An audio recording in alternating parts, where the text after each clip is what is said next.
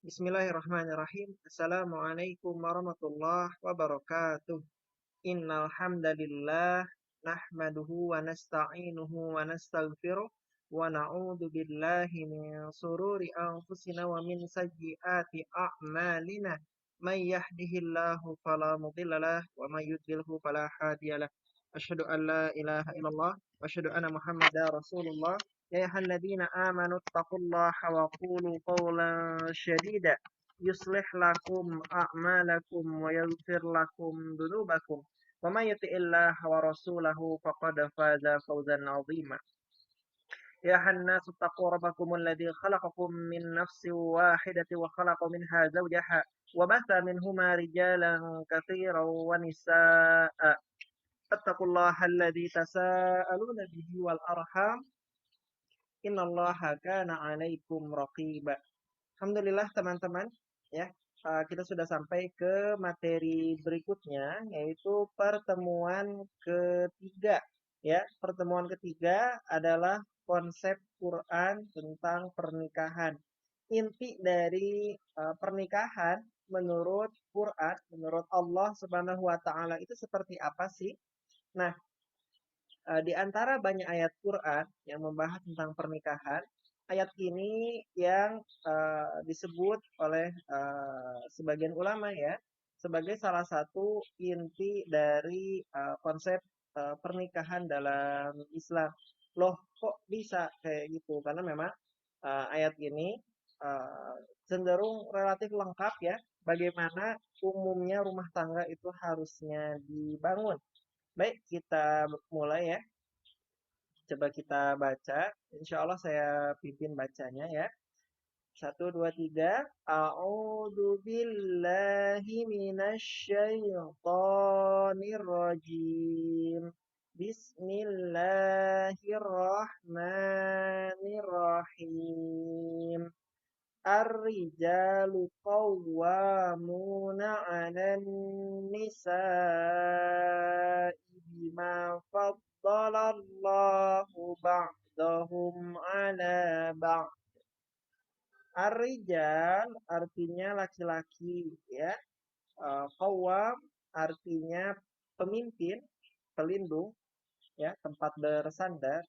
'Alan nisa atas perempuan, atas istri-istrinya. Bima faddalallahu ba'dahum 'ala ba'd. Karena Allah telah memberikan kelebihan kepada sebagian kalian, itu laki-laki, atas sebagian yang lainnya, yaitu perempuan. Wa bima anfaqu min amwalihim. Dan karena mereka telah menafkahkan, menginfakkan, membelanjakan ya dari harta-hartanya. Jadi laki-laki itu pemimpin karena telah Allah berikan kelebihan dan juga telah menafkahkan harta bagi istrinya. Fassalihatu qanitatun hafizatun lil ghaibi bima hafizallah. Ya. Maka istri-istri yang solehah adalah istri yang taat dan menjaga dirinya khususnya ketika suaminya tidak ada sebagaimana Allah telah menjaga mereka. Wallati takhafuna nusyuzahunna fa'iduhunna wahjuruhunna fil madaji'i wadribuhun. Dan eh, jika kamu takut mereka akan nusyuz, memberontak, ya. Fa'iduhunna wahjuruhun. Maka nasihatilah mereka, ya, atau dan pisahkanlah mereka dari tempat tidur, ya, fil madji. Wadribuhun dan jika masih memberontak maka dipukul mereka, ya. Fa in ata'nakum fala tabghu 'alaihin sabila. Ya. Fa in ata'nakum fala tabghu 'alaihin sabila. Dan jika mereka taat, yaitu para perempuan itu taat, maka janganlah kita laki-laki mencari-cari atasnya itu jalannya disusah-susahkan ya. Jangan mencari-cari alasan untuk menyusahkan para perempuan. Innallaha kana aliyyan kabira. Sesungguhnya Allah dia maha tinggi dan maha besar. Ya. Jadi coba kita lihat ulang ya ayat ini. Ini termasuk ayat inti konsep pernikahan Islam menurut Quran ya. Ar-rijalu qawwamuna 'alan nisa'i bima faddalallahu ba'dahum 'ala ba'd wa bima anfaqu min amwalihim. Ini ayat buat suami, ayat buat laki-laki ya. Ar-rijal qawwam ya. Qawwam itu secara bahasa artinya bisa pelindung ya. Secara bahasa juga bisa tempat bersandar ya. Jadi laki-laki itu harus melindungi perempuan, memimpin perempuan dan juga menjadi tempat bersandar bagi perempuan ya. Tempat perempuan melabuhkan dirinya untuk dijaga ya, untuk dilindungi, untuk dibimbing, untuk dipimpin ya. Jadi tugas laki-laki jelas ar-rijalu qawwamuna 'alan nisa. Ya, tugas laki-laki jelas menjadi qawwam. Nah, Allah juga memberi alasan kapan laki-laki itu bisa menjadi qawwam, menjadi pemimpin, ya, menjadi apa namanya itu pelindung ya bagi perempuan. Alasannya uh, bima faddalallahu ba'dahu ala ba'd. Ketika laki-laki itu punya kelebihan ya dari perempuan. Ketika Allah memberikan kelebihan atas laki-laki daripada sebagian perempuan. Nah, ini tugas laki-laki ya harus punya kelebihan dari perempuan. Kelebihannya bisa kelebihan kekuatan secara fisik ya, bisa kelebihannya kedewasaan secara berpikir, kematangan ya, bisa lebih apa namanya kuat emosionalnya ya, bisa lebih mandiri hidupnya ya, bisa lebih pintar, bisa lebih dan lain-lainnya.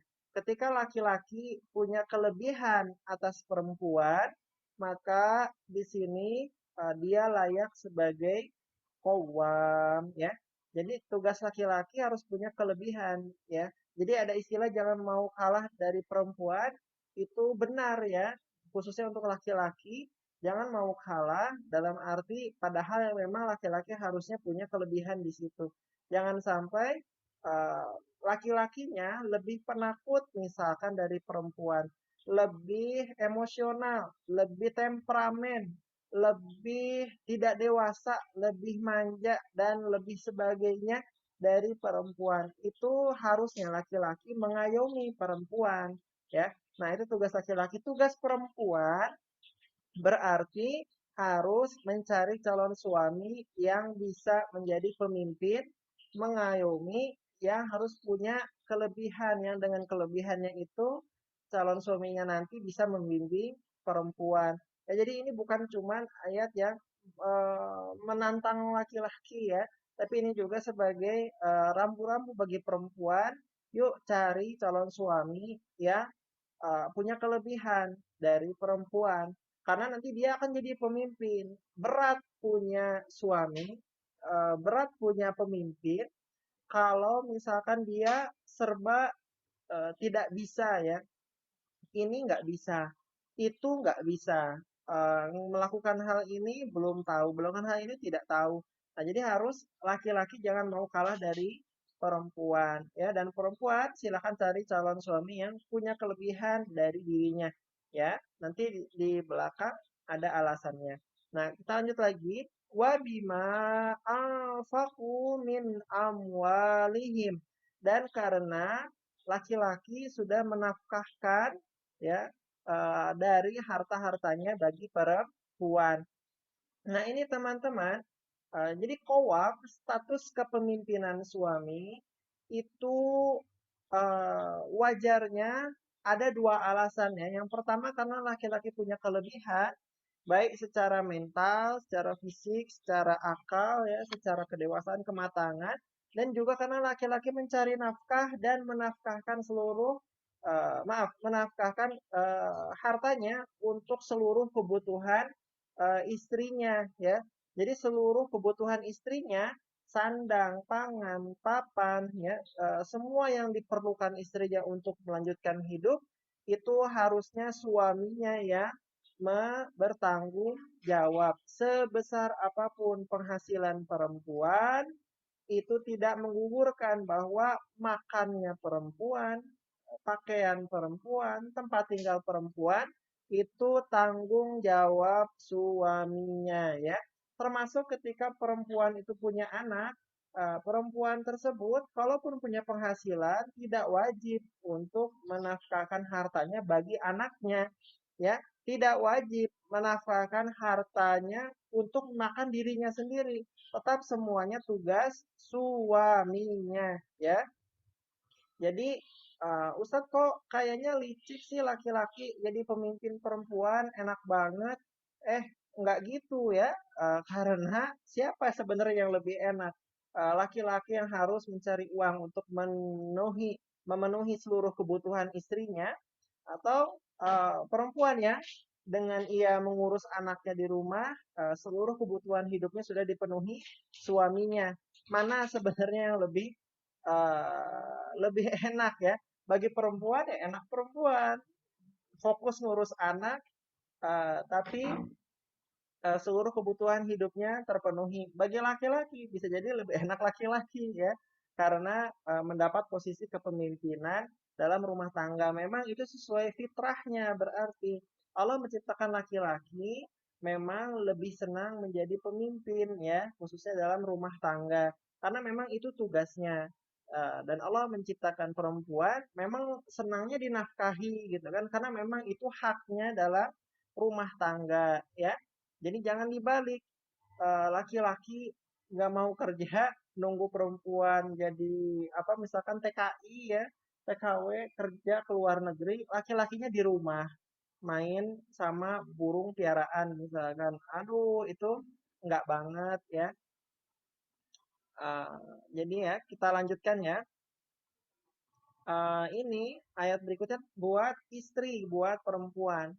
Fassolihatu qanitatun hafizatun lil ghaibi bima hafizallah. Maka istri-istri yang solihah adalah yang qanitat.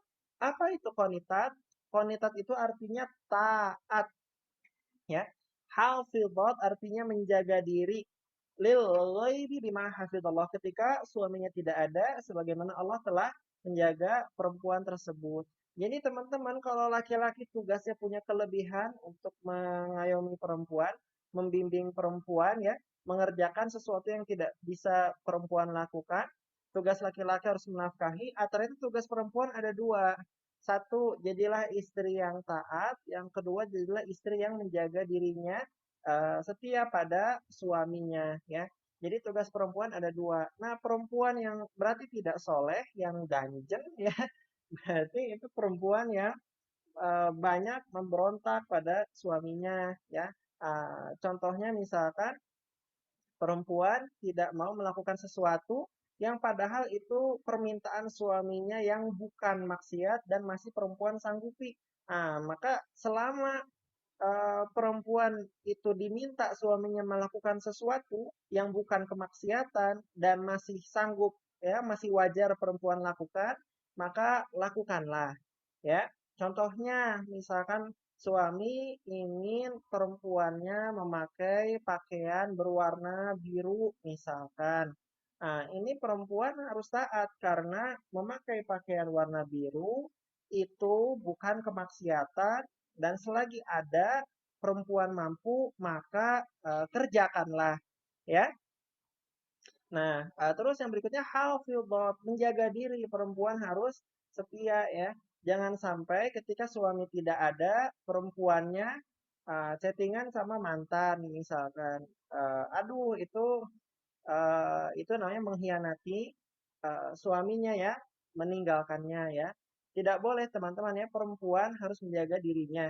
Tidak boleh misalkan suaminya lagi nggak ada, perempuannya eh, nonton bareng sama teman kerjanya atau temennya atau siapapun itu yang laki-laki lagi ya, itu nggak boleh ya. Jadi perempuan harus menjaga dirinya ya. Di antara bentuk menjaga dirinya tentu menjaga auratnya ya, menjaga rumah suaminya ya, menjaga harta suaminya. Jadi harus taat dan harus pandai menjaga dirinya, menjaga rumah dan harta suaminya. Nah, ini ciri perempuan ya, solihat perempuan ya terbaik ya. Istri terbaik, taat dan menjaga diri. Suami terbaik punya kelebihan untuk membimbing istrinya dan punya kemampuan untuk menafkahi seluruh kebutuhan istrinya. Nah, ada ini ayat berikutnya tentang cara menegakkan aturan dalam rumah tangga. Wallati takhafuna nusyuzahun. Dan jika kalian takut istri-istri itu nusyuz ya atau memberontak, ya tidak taat pada suaminya atau ganjen ya nggak menjaga diri saat suami tidak ada, maka fa'iduhun, maka nasihatilah mereka. Nah, teman-teman ya, perempuan itu berarti harus dinasihati. Wahjuruhun ya, atau kalau tidak mempan dinasehati, maka pisahkanlah mereka fil madaji' dari tempat-tempat tidur ya. Jadi pisah kasur dulu, pisah kamar dulu ya, nggak tidur bareng dulu ya. Ini kalau istrinya nggak mempan dinasehati, masih memberontak aja, bisa pisah tempat tidur dulu. Nah, kalau tidak mampu, wadribuhun. Jadi pilihan terakhirnya itu dipukul. Tapi dipukulnya bukan pukulan membinasakan ya. Pukulan yang membina ya, bukan membinasakan ya. Jadi membina ya, tidak ada saknya ya. Membina, bukan membinasakan. Nah, seperti apa pukulan membina? Itu diantaranya adalah pukulan contohnya dengan siwak. Ya, kalau tafsir ulama dengan siwak. Siwak itu sikat gigi dari kayu ya, akar pohon arak. Jadi dipukul pakai akar pohon ya, pakai sikat gigi ya. Dan pukulannya juga tidak perlu keras-keras. Cukup sampai istrinya perasaannya tersentuh bahwa dia sudah melampaui batas ya. Nah, ini ayat terakhir, ini ayat supaya perempuan tidak boleh disusahkan. Wa in ata'nakum fala tabghuna 'alaihin nasabila. Dan jika mereka taat, ya, mentaatimu, nasihatnya mempan, ya, maka jangan dicari-cari alasan untuk menyusahkan perempuan. Jadi perempuan itu tidak boleh dibuat susah dalam rumah tangga, ya, harus dibuat mudah, ya, apalagi memang perempuannya sudah taat. Kalau perempuannya tidak mampu, jangan dipaksa, ya. Kalau perempuannya misalkan sudah berusaha namun gagal, berarti tidak apa-apa ya karena sudah berusaha. Apa boleh buat ya? Begitu. Innallaha kana 'aliyyan kabira.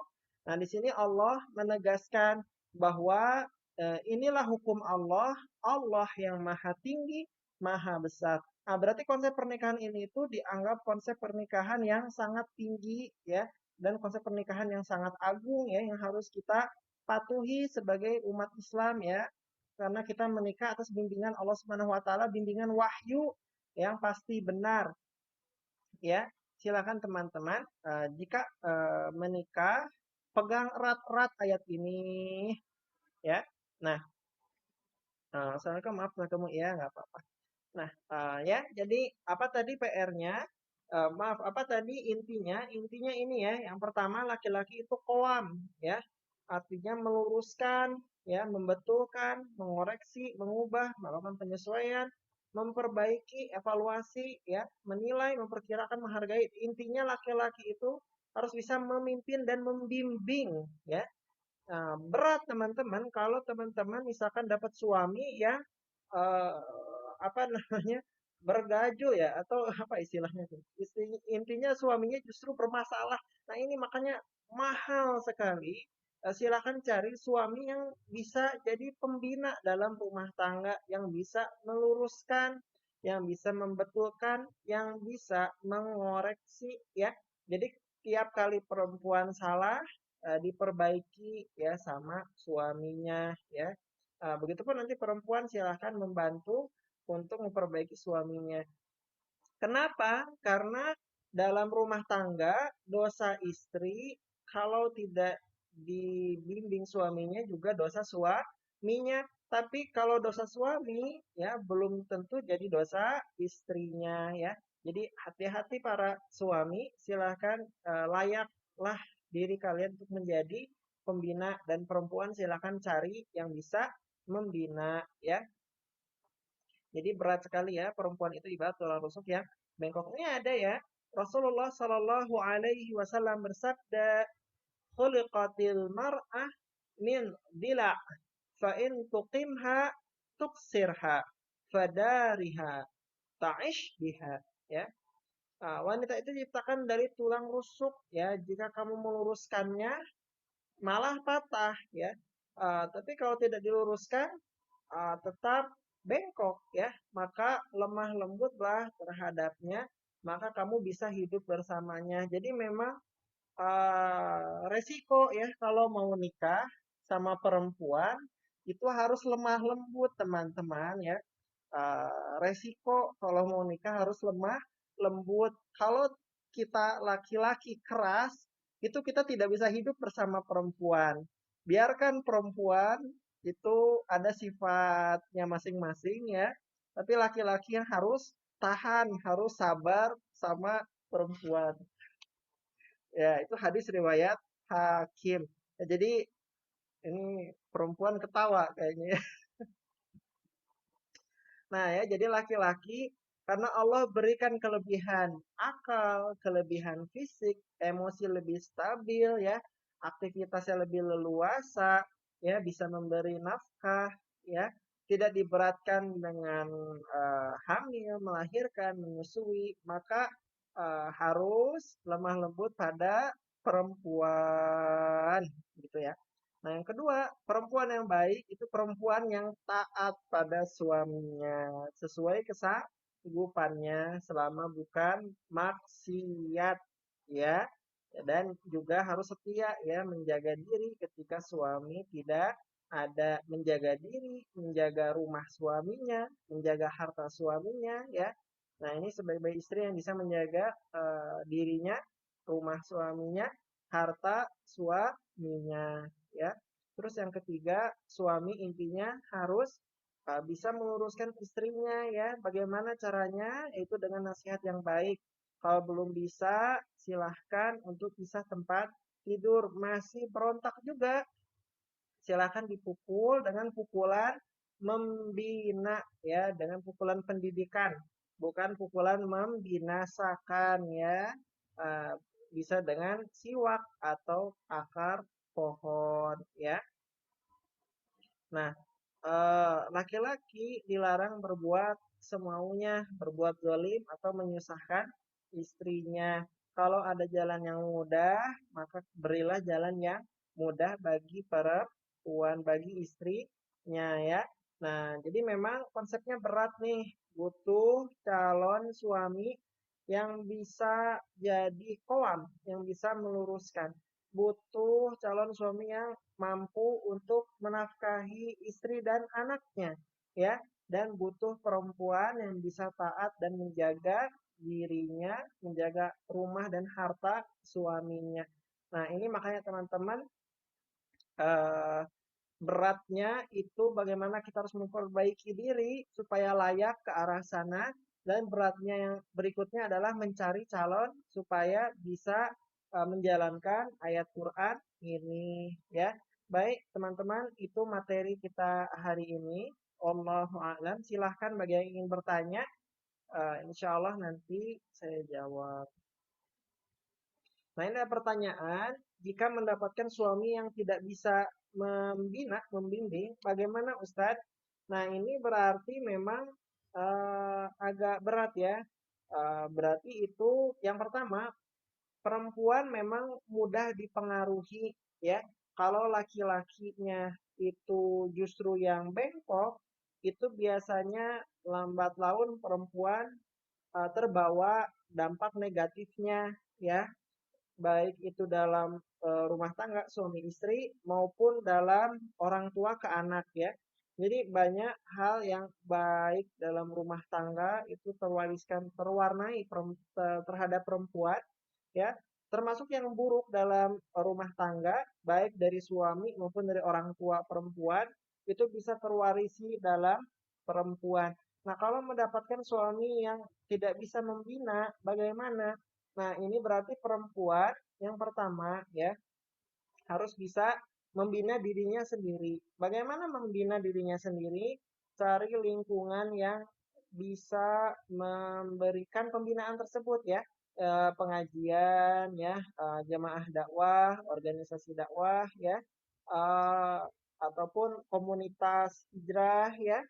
Silahkan teman-teman perempuan untuk mencari tempat pembinaan tersebut. Dan yang langkah berikutnya baru berusaha untuk membina suaminya balik ya. Berarti ini langkahnya ekstra. Dan siapa contohnya ya dalam Quran itu Asiyah istri Fir'aun ya. Asiyah binti Muzahim ya kalau nggak salah ya. Asiyah istri Fir'aun. Asia sebagai istri Fir'aun dia terkenal solihah luar biasa.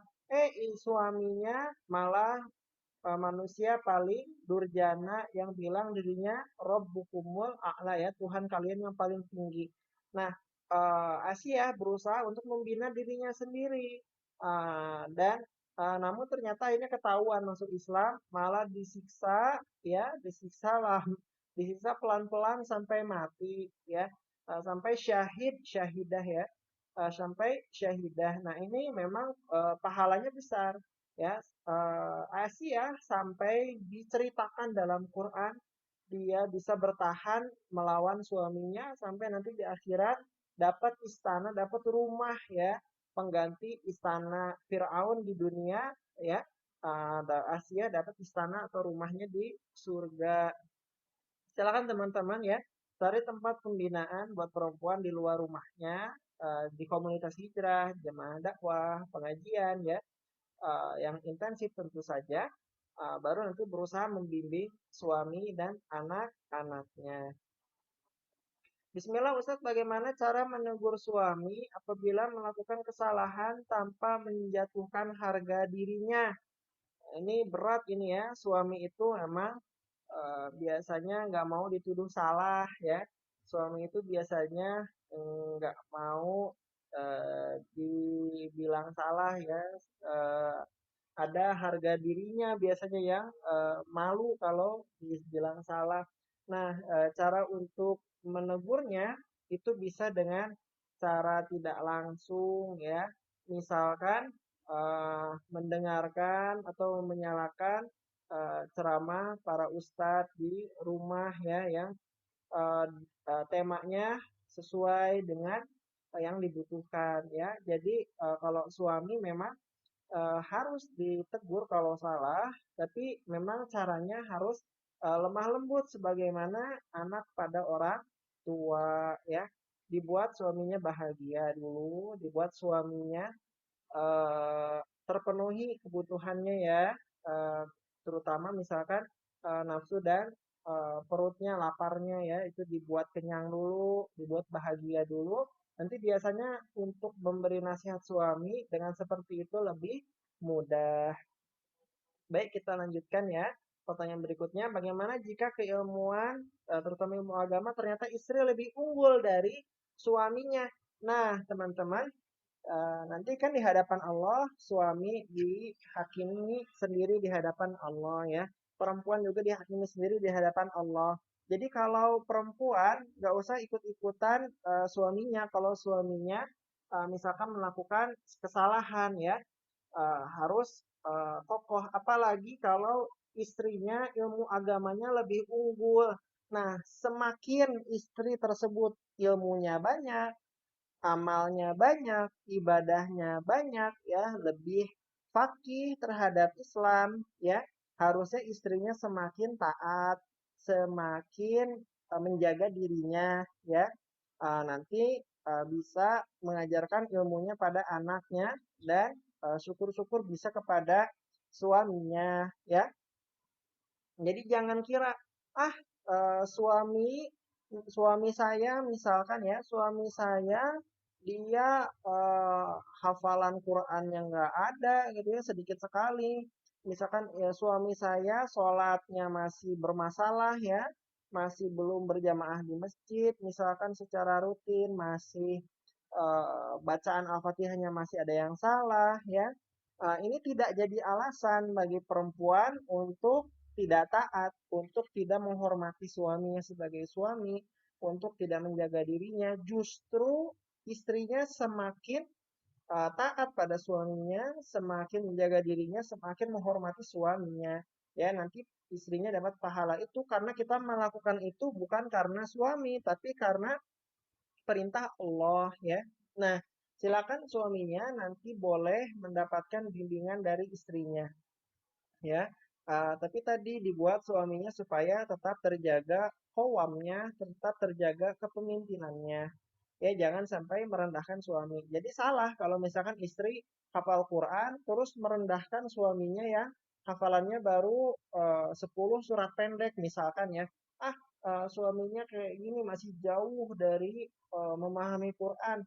Enggak ah, aku mah mau nggak taat sama suami gitu. Itu salah ya. Harusnya semakin banyak ilmu agama, semakin banyak hafalan Quran, semakin semakin taat pada suaminya ya. Tentu tadi pada hal yang bukan maksiat selama masih dalam kemampuannya. Begitu ya, mudah-mudahan terjawab. Baik, pertanyaan berikutnya. Ustadz, misal suami meminta istri pakai kerudung polos, tapi istri maunya pakai kerudung bermotif karena memang suka. Itu saja sudah termasuk tidak taat ya Ustadz. Nah, begini teman-teman ya, suami silahkan ditanya ya, apakah ini hal yang prinsip yang akan suaminya marah atau tidak ridho kalau istrinya tidak ikut, atau itu hal yang memang sekedar pilihan yang kalaupun istri pakai yang bermotif itu suaminya masih ridho.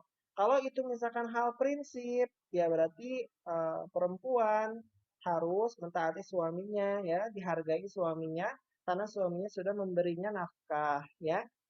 Tapi kalau misalkan setelah ditanya ke suaminya, oh itu hanya suaminya lebih suka saja. Tapi kalau istri tetap mau pakai bermotif, suaminya masih ridho, masih senyum ya, ya udah berarti itu nggak apa-apa. Gitu. Jadi ditanya ke suaminya, boleh nggak pakai bermotif, misalkan tidak pakai polos karena istrinya lebih suka. Kalau suaminya ternyata reaksinya baik-baik saja, sekedar suaminya lebih suka yang polos, itu berarti tidak apa-apa. Tapi kalau bagi suami itu hal yang prinsip, silahkan itu ditaati. Toh itu masih dalam kemampuan perempuan ya dan bukan kemaksiatan. Baik ya, kita lanjut ya. Apakah dosa istri masih ditanggung suami jika suami sudah berusaha untuk membimbing istri? Apakah dosa istri? Oh iya. Nah, tidak ya. Kalau suami sudah berusaha menasehati istrinya, membimbing istrinya, istrinya masih berbuat dosa, masih bermaksiat, masih ya intinya tidak taat ya. Itu sudah jadi dosa milik istrinya sendiri ya, karena kewajiban suami sudah gugur ya. Eh, Tugas kita hanyalah mengingatkan ya, tidak untuk menghakimi, tidak untuk menghabisi, apalagi membinasakan ya. Tugas kita hanya mengingatkan, memberitahu, membina sebisa kita masih bermasalah juga. Berarti itu nanti dia menanggung dosanya sendiri di hadapan Allah Subhanahu wa taala. Ada lagi pertanyaan, saat ta'aruf, bagaimana cara seorang perempuan mengetahui bahwa laki-laki tadi tersebut adalah sosok yang dapat membimbingnya? Nah, teman-teman ketika ta'aruf, teman-teman boleh ya stalking ke sosial media laki-laki tersebut. Boleh stalking ke keluarga atau teman-temannya ya, ditanya. Boleh stalking kepada lingkungannya, dilihat ya. Jadi nggak apa-apa stalking ya. Atau memang suaminya kan upload di sosmed ya, berarti kelihatan. Boleh dilihat, boleh minta untuk diuji misalkan. Ketika ta'aruf perempuannya ngasih soal ujian, jelaskan fikih sholat berdasarkan mazhab Imam Syafi'i misal, itu boleh ya. Jelaskan sirah nabawiyah perang Uhud di hari misalkan kedua, boleh ya. Atau misalkan istrinya minta mohon gitu kan praktikan wudhu ya secara benar menurut mazhab apa, mazhab Imam Ahmad bin Hambal misalkan, boleh ya. Ketika ta'aruf perempuan ngasih ujian ke suaminya, dilihat akhlaknya, dilihat sosmednya, dilihat teman-temannya, dilihat lingkungannya, ditanya keluarganya ya, itu silahkan ya. Jadi supaya lebih kenal. Tapi ini sebenarnya bab ta'aruf itu bab yang nanti ya, insya Allah nanti bakal dijelaskan lebih rinci lagi. Baik teman-teman, apakah masih ada pertanyaan? Saya tunggu ya. Mudah-mudahan malam ini materinya jelas. Mudah-mudahan malam ini teman-teman senang ya dengan materinya ya. Kalau teman-teman senang, silakan beritahu saya supaya saya bisa bersyukur pertama ya, kedua mempertahankan materinya supaya lebih baik lagi ya. Kalau ada yang tidak jelas, silakan diberitahu juga supaya bisa jadi bahan evaluasi saya. Baik ya, ada pertanyaan berikutnya. Ustadz izin bertanya, bagaimana ketika saat tukaran CV kita mengetahui bahwa apa yang ia sampaikan itu benar-benar jujur. Nah, teman-teman, ketika tukar CV, ini juga lagi-lagi bab nanti ya materi ke-20-an terkait dengan ta'aruf tukar CV juga ya. Nah, ini pertama tentu kita tadi ya kita uji ya, apakah benar apa yang ia sampaikan di CV ya. Tadi ya lagi-lagi dilihat lingkungan dia seperti apa selama ini, dilihat keluarganya, dilihat rumahnya dikunjungi dan ta'aruf itu tidak bisa sebentar ya, silahkan ta'aruf itu yang lama ya, mungkin setidaknya 10 kali pertemuan ya untuk tetap muka dan setiap pertemuan itu diwawancara calon suaminya ya seperti lamaran kerja, bahkan lebih serius lagi. Karena milih suami itu perkara serius ya, bukan perkara main-main. Ya, ketika nanti pihak keluarga mewawancara calon suami, ya tidak apa-apa ya, karena itu bukan ikhtilat ya, bukan bermesraan, bukan hal yang diharamkan ya. Memang harus cari calon suami itu sebaik-baiknya, jadi diuji terlebih dahulu, begitu ya. Mudah-mudahan terjawab. Ini ada pertanyaan lagi, Ustaz, bagaimana jika kita sering mendengarkan pengalaman buruk orang yang sudah menikah sehingga kita merasa ragu untuk menikah? Nah, namanya pengalaman teman-teman ya, itu kan jadi pelajaran buat kita satu sisi, tapi ketika kita mendengarkan pengalaman, jangan yang buruknya aja. Silakan dengarkan pengalaman-pengalaman yang baik. Karena namanya berkeluarga, pasti ada pengalaman buruk. Pasti insya Allah ada juga pengalaman yang baiknya ya dalam rumah tangga yang solih solihah, pasti ada kebaikannya dan tidak lepas dan juga ada kekurangannya. Silahkan tanya ke tempat yang banyak ya, jangan cuma seorang ya. Jadi kalau misalkan ada pengalaman buruk, itu silahkan jadi pelajaran. Dan ketika kita jadi, aduh kita nikah jangan ya.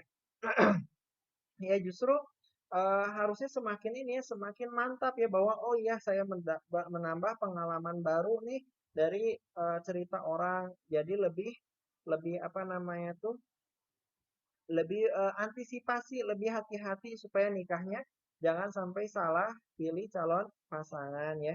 Dan juga jangan sampai kita salah bertindak dalam rumah tangga karena bisa jadi masalah dalam rumah tangga itu bukan salah pasangan tapi salah diri kita sendiri ya. Jadi harus introspeksi diri juga begitu teman-teman ya. Baik kita lanjutkan. Ustadz bagaimana menyikapi pasangan yang selisih usianya jauh lebih muda? Masya Allah ya. Kalau ini kasusnya buat laki-laki punya pasangan muda itu harusnya tidak jadi masalah ya. Karena tadi laki-laki itu ar-rijalu qawwamuna 'alan nisa bima faddalallah. Karena Allah telah melebihkan kita. Apa yang dilebihkan? Bisa dari usia, bisa dari pengalaman, ya, bisa dari segala macam. Jadi kalau perempuan lebih muda, jauh lebih muda, justru harusnya tidak apa-apa. Yang masalah biasanya kalau perempuannya punya suami jauh lebih muda, yang suaminya masih belum berpengalaman, misalkan suaminya masih belum memiliki kedewasaan seperti perempuan tersebut, misalkan ya. Nah, ini justru jadi masalah. Jadi kalau laki-laki harusnya bisa lebih ringan menerima perempuan yang jauh lebih muda. Atau memang tugas kita membimbing dia ya. Dan nantinya suaminya seolah-olah seperti orang tua baru bagi istrinya di rumah. Jadi harusnya baik-baik saja ya. Justru kita nanti bisa lebih mengerti, oh dia masih lincah ya, masih manja seperti ini karena memang usia dulu pernah dialami juga ya waktu dulu seperti apa rasanya jadi usia muda. Begitu ya, mudah-mudahan terjawab ya. Nah, ini pertanyaan berikutnya, Ustadz, bagaimana cara meyakinkan diri untuk menikah karena sudah ada yang mengajak, tetapi jadi belum siap karena masih kuliah. Nah, teman-teman dilihat dulu ya, teman-teman hidup itu pilihan. Ketika teman-teman memilih untuk tuntas kuliah, maka pastikan teman-teman ketika menikah kuliah tidak berantakan ya. Mungkin cari cara amannya kuliahnya di tingkat akhir ya. Ketika sudah tinggal tugas skripsi misalkan ya, atau intinya cari calon pasangan ya supaya kuliahnya terjaga ya. Jadi silakan, hidup itu pilihan. Kalau ingin menikah sambil kuliah, maka cari calon pasangan yang siap untuk komitmen pada hal tersebut ya, dan disiasati ya supaya nanti setelah menikah kuliahnya tidak terganggu. Saya menikah dengan istri saya ketika istri saya tingkat satu ya, masih tingkat satu kuliah, tingkat satu kuliah S1-nya ya. Jadi saya menemani istri saya berapa tahun sampai sekarang, baru bulan kemarin, beberapa bulan kemarin wisuda ya. Jadi saya berusaha komitmen bahwa istri saya ketika kuliah saya tidak akan ganggu ya, saya tidak akan ganggu, saya dukung ya. Bahkan kewajiban-kewajiban istri ketika dihadapi dengan kewajiban kuliah, maka kewajiban istrinya digugurkan terlebih dahulu ya. Misalkan kalau mencuci bisa ke laundry dulu, kalau masak bisa belanja dulu ketika istrinya lagi sibuk kuliah ya. Begitu ya, silahkan ya. Untuk meyakinkan diri, pertama yakinkan dulu diri apakah kuliah itu adalah pilihan yang ingin benar-benar kita tuntaskan, maka carilah calon yang siap untuk ke arah sana ya. Jadi memang ini silahkan teman-teman untuk diistikharahkan ya, untuk di sholat istikharah minta petunjuk dari Allah, mudah-mudahan diberkahi setiap langkah yang dipilih. Begitu ya, mudah-mudahan terjawab ya. Oke, kita lanjut. Ustadz izin bertanya, jika ta'aruf ternyata dia itu tidak sesuai, tidak cocok, nah bagaimana cara menolaknya untuk tidak mau melanjutkan? Silahkan teman-teman pakai bahasa yang sopan atau bisa nitip pesannya ke orang tua kita sendiri. Teman-teman di sini kalau masih ada ayah, masih ada ibu, bisa pesannya via ayah atau via ibu ya. Jadi ayah dan ibunya yang mengirim pesan untuk mundur ya. Dulu juga saya pernah ditolak, maka orang tuanya menyampaikannya dengan baik pada saya bahwa lamarannya ditolak dan insya Allah tidak sakit hati ya, karena ditolaknya dengan baik-baik, gitu ya. Oke, kita lanjut lagi. Ustaz izin bertanya, apabila kita telah mengajukan ta'aruf, tapi calon memilih istikharah dan waktunya tidak diberikan berapa lama? Maksudnya apa? Apabila kita telah mengajukan ta'aruf, tapi calon memilih istikharah dan waktunya tidak diberikan berapa lamanya.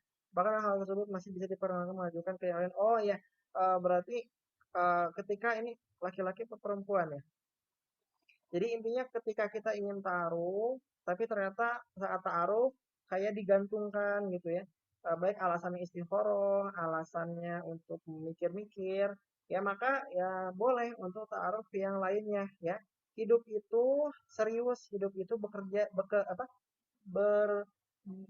Bekejaran dengan waktu ya. Jadi waktu kita berharga, waktu kita penting, teman-teman kita semua bukan jemuran yang bisa digantung-gantung. Maka silahkan untuk tegas ya. Kalau misalkan butuh waktu yang jelas, maka sampaikan waktu saya tidak banyak gitu kan. Kalau mau, enggak. Kalau misalkan lama seperti ini saya mencoba taruh yang lain. Jadi beri ketegasan ya, karena hidup kita berharga, ya kita itu kalau kata ulama, siapa namanya saya lupa, kita kita itu ibarat lembaran-lembaran hari, ya, yang mana harinya kalau berlalu sebagian hari, maka berlalulah, hilanglah sebagian kita, ya. Jadi silakan teman-teman, hidup kita berharga, waktu kita berharga, beri ketegasan, nggak bisa digantung-gantung kayak jemuran. Oke, kita lanjut lagi. Awan Ustadz izin bertanya, gimana caranya membuktikan diri ke orang tua kalau kita siap nikah? Kalau laki-laki tentu dengan dia sudah hidup mandiri ya. Kalau perempuan dengan membuktikan kepada orang tua kalau dia sudah bertindak dewasa. Kebutuhan dalam artinya mengurus dirinya, dia mampu ya mengurus kamarnya, mengurus dirinya sendiri, ya mengelola uang yang dia dapatkan ya.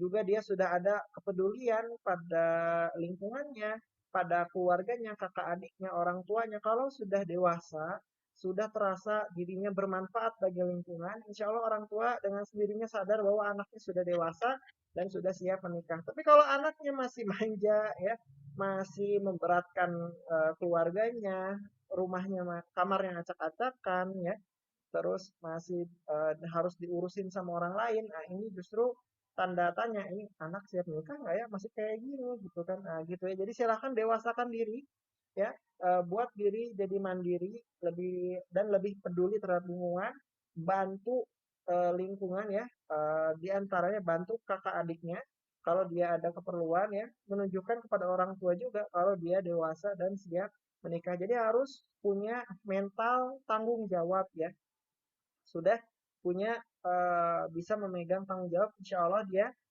nanti secara nyata ya sudah dewasa dan siap menikah. Jadi itu cara membuktikan dirinya, dirinya sudah mandiri dan bahkan bisa menolong kakak adiknya ya, misalkan, dan menolong orang tuanya. Baik teman-teman, karena sudah tidak ada lagi pertanyaan dan sudah jam 9 juga, saya akhiri ya. Mari kita berdoa pada Allah Subhanahu wa taala ya, berdoa mudah-mudahan kita diberi pasangan dan keturunan yang menjadi penyenang mata ya, dan kita menjadi pemimpin bagi orang-orang yang bertakwa. Auzubillahi minasyaitonir Bismillahirrahmanirrahim. Rabbana hablana min azwajina wa dzurriyyatina qurrata a'yun waj'alna lil muttaqina imama.